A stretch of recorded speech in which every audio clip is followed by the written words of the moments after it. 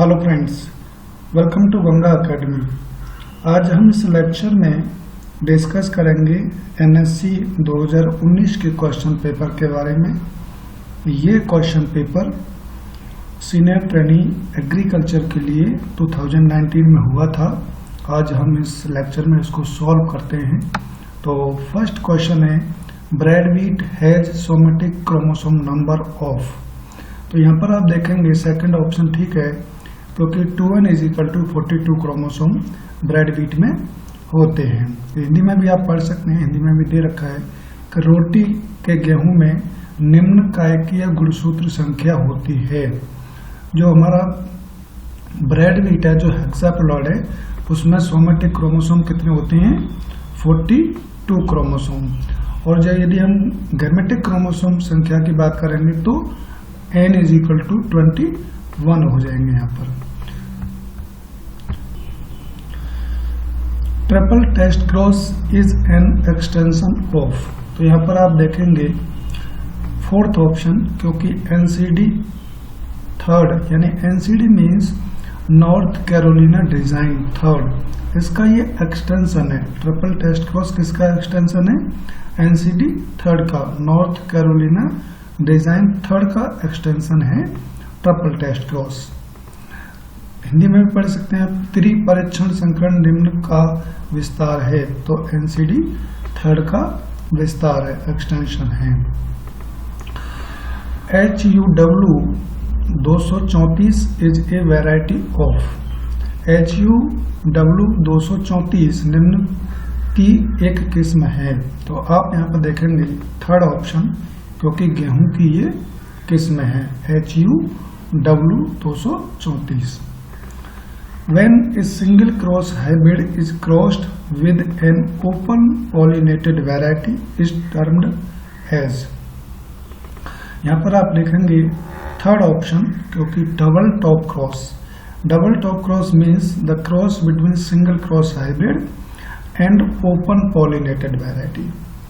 इसको हम 3-वे cross hybrid भी कह सकते हैं, लेकिन 3-वे क्रॉस हाइब्रिड में यहाँ पर ओपन पॉलिनेटेड वैरायटी ना होकर के कोई एक इनब्रिड लाइन होगी तीसरी, जिससे हम क्रॉस कराएंगे, तो उसको हम 3-वे क्रॉस हाइब्रिड कहेंगे।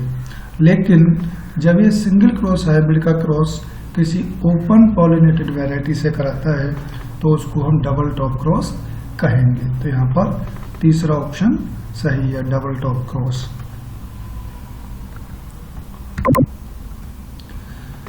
The simplest form of progeny selection is। संतति चयन का सबसे सरल रूप क्या है? इनमें से आप देखेंगे तो थर्ड ऑप्शन यहाँ पर देखेंगे, क्योंकि ईयर टू रो मेथड ये सिंपलेस्ट फॉर्म है प्रोजनी सिलेक्शन की। संतति चयन की एक सिंपल सबसे सरल रूप जो है वो ईयर टू और रो मेथड है। तो ये यहाँ पर थर्ड ऑप्शन सही है। Which of the following 3 generation system of multiplication is followed for seed production in India? तो हमारे भारत में बीज उत्पादन के लिए निम्न 3 पीढ़ियों की प्रणालियों में से किसका अनुपालन किया जाता है? तो यहाँ पर आप देखेंगे फर्स्ट ऑप्शन, क्योंकि प्रजनन बीज होता है ब्रीडर सीड, उसके बाद फाउंडेशन सीड, उसके बाद certified seed.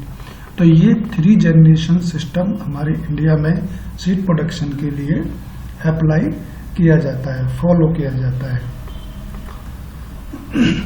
Self pollination increases, यानी सेल्फ पॉलिनेशन यदि किसी क्रॉप में होगा तो क्या इंक्रीज होगा? तो होमोजाइगोसिटी इंक्रीज होगी। फर्स्ट ऑप्शन यहाँ पर सही है।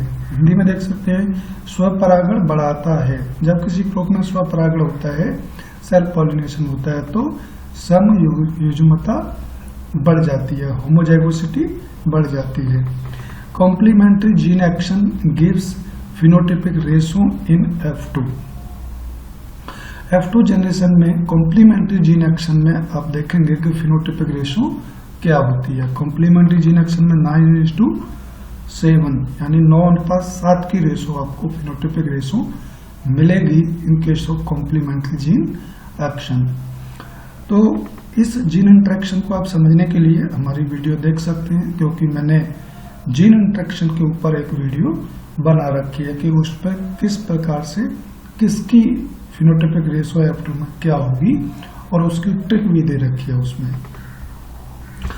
जर्मप्लाज्म इज आल्सो कॉल्ड, यानी जर्मप्लाज्म को किस नाम से भी जाना जाता है, तो जेनेटिक रिसोर्स के नाम से भी जाना जाता है, जीन पूल के नाम से भी जाना जाता है।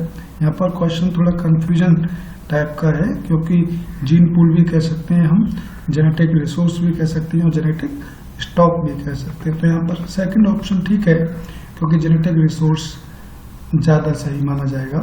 जर्मप्लाज्म को दूसरे नाम से जानते हैं, तो किसके नाम से जानते हैं? जेनेटिक रिसोर्स के नाम से। जनन द्रव्य को निम्न भी कहते हैं, तो यहाँ पर जननिक संसाधन कहते हैं।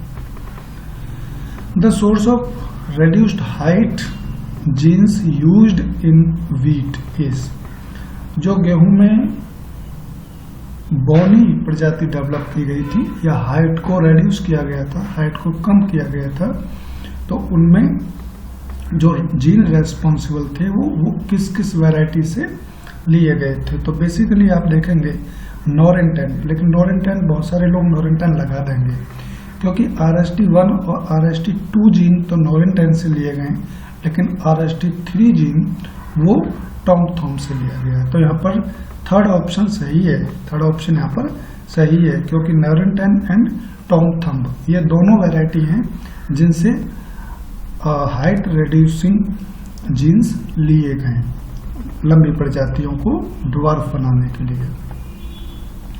Generally cereals are deficient in lysine, यदि आप अनाजों में देखें किसकी कमी ज्यादा पाई जाती है, तो लाइसिन एमिनो एसिड की मात्रा कम मात्रा होती है, उनमें कमी होती है लाइसिन एमिनो एसिड की। तो यहाँ पर सेकंड ऑप्शन सही है, lysine. Barley mutant high प्रोली has, जो उत्परिवर्ती हाई प्रोली में होता है, तो आप देखेंगे यहाँ पर फर्स्ट ऑप्शन, क्योंकि high protein and high lysine content पाया जाता है जो बार्ले की म्यूटेंट वैरायटी है, उसमें हाई प्रोटीन होगी और हाई लाइसिन होगी। Pulses are generally deficient in tryptophan and methionine, आप देखेंगे कि सीरियल्स में तो लाइसिन की डेफिशिएंसी पाई जाती है और पल्सेस में आप देखेंगे ट्रिप्टोफान एंड मीथियोनिन की डेफिशिएंसी पाई जाती है। तो यहाँ पर सेकंड ऑप्शन सही है। In a typical monohybrid cross genotypic ratio in F2 will be, यदि आप मोनोहाइब्रिड क्रॉस की जीनोटाइपिक फिनोटाइपिक रेशो जानना चाहते हैं तो इस पर भी हमने वीडियो बना रखी है, आप देख सकते हैं। लेकिन जीनोटाइपिक रेशो क्या है मोनोहाइब्रिड क्रॉस की? 1:2:1, क्योंकि अब जब कैपिटल ए का क्रॉस स्मॉल ए से कराएंगे तो F1 में हमें कैपिटल ए स्मॉल ए मिलेगा, लेकिन F2 में जब हमें जीनोटाइपिक रेशो मिलेगी तो कैपिटल ए स्मॉल ए और स्मॉल ए मिलेगी। तो तीन प्रकार की हमें जीनोटाइप F2 में मिलेंगी। तो यहाँ पर फोर्थ ऑप्शन सही है। In wheat RST3 gene is derived from, मैंने अभी बताया था पहले क्वेश्चन में कि जो RST1 और 2 जीन है वो नॉरेंटेन से लिए गए, लेकिन RST3 जीन्स जो है वो टॉम थम्ब वैरायटी से लिए गए। तो यहाँ पर तीसरा ऑप्शन सही है। The chromosome number 2n of potato is 48 chromosome पाए जाते हैं पोटैटो में।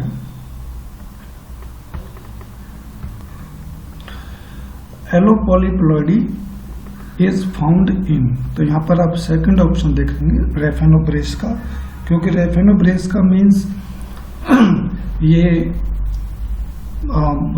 पात गोभी और मूली का क्रॉस के बाद जो प्रोडक्ट मिला था उसको हम रेफेनोब्रेस का कहते हैं। तो ये एलोपोलिप्लॉइडी लेवल इसमें पाया जाता है रेफेनोब्रेस का में, जो 1927 में JD कार्पीचेंको नाम के वैज्ञानिक ने क्रॉस कराया था। Trisomics are, trisomics means gain 1 chromosome in the genome, यदि किसी ऑर्गेनिज्म के जीनोम में एक क्रोमोसोम की अधिकता हो जाती है तो उसको हम ट्राइसोमिक कहते हैं। लेकिन ट्राइसोमिक्स 3 प्रकार की होती है। ट्राइसोमिक्स 3 प्रकार की होती है, प्राइमरी ट्राइसोमिक्स, सेकेंडरी ट्राइसोमिक्स, टर्सरी ट्राइसोमिक्स। तो एक क्रोमोसोम्स की अधिकता हो जाएगी तो उसको हम ट्राइसोमिक्स कहेंगे, और यदि 2 की अधिकता हो जाएगी तो उसको हम टेट्रासोमिक्स कहेंगे। Progeny of nucleus seed is, जो न्यूक्लियस सीड की प्रोजेनी होगी वो कौन सी होगी? ब्रीडर सीड होगी। तो यहाँ पर 4th ऑप्शन सही है। आप जनरेशन के आधार पर देखें तो सबसे पहले न्यूक्लियस सीड होगा, फिर होगा ब्रीडर सीड, फिर फाउंडेशन सीड, फिर सर्टिफाइड सीड। तो न्यूक्लियस सीड की जो प्रोजेनी होगी वो ब्रीडर सीड होगी, जिस पर गोल्डन येलो कलर का टैग पाया जाता है। DNA is a polymer of nucleotides. Nucleotides का जो पॉलीमर होगा उसको हम डीएनए कहेंगे। ऐसा नहीं है कि न्यूक्लियोसाइड का होगा, क्योंकि न्यूक्लियोसाइड्स में फास्फोरस नहीं होगा, फॉस्फेट ग्रुप नहीं होगा, तो हम न्यूक्लियोसाइड नहीं कह सकते। न्यूक्लियोटाइड का जो चेन होगा उसको हम डीएनए कहते हैं। नलीसोमी is represented by, नलीसोमी means loss the 1 pair of chromosomes. यदि एक पेयर क्रोमोसोम्स की कमी हो जाए किसी जीव के जीनोम में तो उसको हम नलीसोमी कहते हैं। तो यहाँ पर 3rd ऑप्शन सही है, 2n-2। यदि 2n-1 है तो उसमें क्या होगा? वो मोनोसोमिक होगा, एक क्रोमोसोम की कमी है। और यदि एक पेयर क्रोमोसोम की कमी है तो वहां पर नलीसोमी होगा। तो यहाँ पर 3rd ऑप्शन सही है। साइनेप्टोनोमल कॉम्प्लेक्स डेवलप ड्यूरिंग, तो साइनेप्टोनोमल कॉम्प्लेक्स आप देखेंगे तो जाइगोटिन स्टेज में ये डेवलप होता है। जाइगोटिन स्टेज आप जानते हैं कि मियोसिस को 2 भागों में बांटा गया है, meiosis first division, meiosis second division. Meiosis first division की आप स्टेज देखें तो प्रोफेज फर्स्ट और metaphase first, anaphase first, telophase first. तो जो प्रोफेज की होती है स्टेज, लेप्टोटिन, जाइगोटिन, पैचिटिन, डिप्लोटिन, तो साइनेप्टोनोमल कॉम्प्लेक्स जो डेवलप होगा वो जाइगोटिन स्टेज में होगा। मियोसिस की फर्स्ट डिवीजन की, प्रोफेज फर्स्ट की जाइगोटिन स्टेज में डेवलप होगा। The unit of mutation in a gene is known as, जो जीन में 3 यूनिट होती हैं, रिकॉन, सिस्टोन और म्यूटोन। तो म्यूटेशन जो उत्पन्न करेगी यूनिट वो जीन की म्यूटोन यूनिट होगी। म्यूटोन यूनिट जीन की म्यूटेशन क्रिएट करती है इन द ऑर्गेनिज्म। सिस्टोन क्या करेगी? जो सिस्टोन होगी वो सिस्टोन वो फंक्शन करेगी, फंक्शनल यूनिट होती है, वो जीन की जो फंक्शन होती है उसको कंट्रोल करती है। और रिकॉन रिकॉम्बिनेशन बनाती है। Ergot is a designated disease of बाजरा। यदि आप अर्गट रोग देखें तो वो बाजरा का मुख्य रोग है, अर्गट डिजीज। इन सीड टेक्नोलॉजी ईयर मीन्स, यदि हम बॉटनी में बात करें, सीड टेक्नोलॉजी में बात करें या प्लांट ब्रीडिंग में बात करें तो ईयर क्या है? ईयर गेहूं की बाली को कहते हैं, लेकिन ईयर क्या है? ईयर टाइप ऑफ इन्फ्लोरेसेंस है ऑफ वीट। वीट का जो इन्फ्लोरेसेंस है उसको हम ईयर कहते हैं। तो ये टाइप ऑफ इन्फ्लोरेसेंस है। तो यहाँ पर फर्स्ट ऑप्शन सही है। R line is used for, जो आर लाइन है वो सीड प्रोडक्शन के लिए यूज करते हैं हम। तो फर्स्ट ऑप्शन यहाँ पर सही है, क्योंकि आर लाइन मीन्स रीस्टोरल लाइन, क्योंकि ये फर्टिलिटी को रीस्टोर कर देती है, इसलिए हाइब्रिड सीड प्रोडक्शन के लिए आर लाइन का प्रयोग किया जाता है विद ए लाइन। जो हमारी ए मेल स्ट्रैंड लाइन है उसका क्रॉस आर लाइन से किया जाता है ताकि हमारी फर्टिलिटी रीस्टोर हो जाए। The dormancy of seed is due to, आप देखेंगे जो भी सीड में डोरमेंसी होती है वो किस कारण होती है। तो जेनेटिक फैक्टर भी रेस्पॉन्सिबल होते हैं, फिजियोलॉजिकल फैक्टर भी रेस्पॉन्सिबल होते हैं, और फिजिकल हैंड्रेंस भी रेस्पॉन्सिबल होते हैं। तो यहाँ पर फोर्थ ऑप्शन सही है, क्योंकि ऑल ऑफ दीज, ये सारे फैक्टर रेस्पॉन्सिबल होते हैं फॉर डोरमेंसी ऑफ सीड। बीज की सुषुप्ता के लिए, सुषुप्ता अवस्था के लिए। Maximum genetic purity is found in, सबसे ज्यादा जेनेटिक प्योरिटी की बात करेंगे तो जेनेटिक प्योरिटी सबसे ज्यादा हमारी न्यूक्लियर सीड में पाई जाती है, उससे कम ब्रीडर सीड में, उससे कम फाउंडेशन सीड में और उससे कम सर्टिफाइड सीड में पाई जाती है। तो सबसे ज्यादा यदि हम न्यूक्लियर सीड में हमारी जेनेटिक प्योरिटी पाई जाती है तो यहाँ पर फोर्थ ऑप्शन सही है। The germination in onion seed is epigeal germination पाया जाता है। एपीजियल जर्मिनेशन मीन्स कि उसके जो सीड कवर होता है वो सॉइल सरफेस से ऊपर आ जाता है। बेसिकली जो भी हमारे मोनोकोट क्रॉप हैं उनमें हाइपोजियल जर्मिनेशन होता है, क्योंकि भूमि के सॉइल सरफेस से नीचे ही हमारे सीड कोट रह जाते हैं। लेकिन ओनियन में आप देखें तो भूमि परिख यानी भूमि से ऊपर उसके जो सीड कोट होता है वो निकल आता है, तो इसमें एपीजियल टाइप का जर्मिनेशन पाया जाता है। बेसिकली जर्मिनेशन की बात करें तो 3 प्रकार का होता है, एपीजियल, हाइपोजियल और वेविपैरस। तो ओनियन की बात करें तो ओनियन में एपीजियल टाइप का जर्मिनेशन पाया जाता है। Genetic purity of the seed is tested by grow out test. यदि हम किसी सीड की जेनेटिक प्योरिटी टेस्ट करना चाहते हैं तो बहुत सिंपल मेथड है कि ग्रो आउट टेस्ट करें हम। और ग्रो आउट टेस्ट मीन्स कि हम 100 सीड्स को लेंगे जिस क्रॉप की हमें जेनेटिक प्योरिटी टेस्ट करनी है और उनको हम सॉइल में उगा करके उनका हम एवेल्युएशन करेंगे, उनके कैरेक्टरिस्टिक्स देखेंगे। यदि कैरेक्टरिस्टिक्स हमारी वैरायटी से मिलते हैं तो हम कह सकते हैं कि ये वास्तव में जेनेटिक प्योर है, पूरा जेनेटिकली प्योर है, क्योंकि जो इसके पेरेंटम वही ऐसा ही है, इनके कैरेक्टर सारे वही हैं।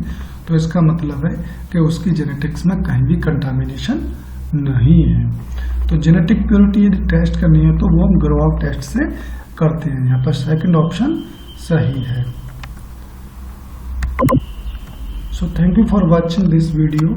इस लेक्चर में हमने 30 क्वेश्चन डिस्कस किए। नेक्स्ट हम 30 क्वेश्चन इसी पेपर के जो सीनियर ट्रेनिंग एग्रीकल्चर का जो पेपर 2019 में हुआ था उसके 30 क्वेश्चन हम सेकंड पार्ट में डिस्कस करेंगे। So thank you for watching this video.